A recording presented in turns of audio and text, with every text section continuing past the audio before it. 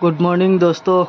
মই ৰাতিপুৱা পথাৰত গৈছিলোঁ খেতি চাবৰ কাৰণে। এয়া চাওক, আমাৰ পিছত হেৰি আছে, মাকৈ খেতি আছে, ৰঙালাও খেতি আছে, আৰু এয়া বেলি উঠিলে চাওক কেনেকৈ বেলি উঠিলে।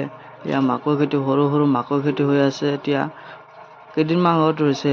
আৰু ইফালে হেৰি আছে, ৰঙালাও খেতি আছে চাওক, ৰঙালাও খেতি। আৰু ফুল চাব, ৰঙালাও ফুল চাই আছোঁ ৰ'ব, দেখাই আছোঁ ৰ'ব।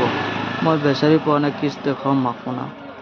আৰু ইফালে মাকৈ খেতি আছে, মাকৈ খেতি সৰু সৰু মাকৈ খেতি, বেছি ডাঙৰ হোৱা নাই। আৰু এয়া মই অলপ ঘূৰিব আহিছোঁ। ৰাতিপুৱা কি কৰিম, ঘৰত থাকি কাম বন নাই একো। এয়া ঘূৰিব আহিলোঁ। চাওক পথাৰখন, ৰাতিপুৱা বহুত মজা লাগে পথাৰত ঘূৰি পিনে। এয়া ডাঙৰ হৈ গ'ল মাকৈ কেইটামান। আমাৰ ইফালে বেলেগৰ মাটিত এয়া মাকৈ খেতি।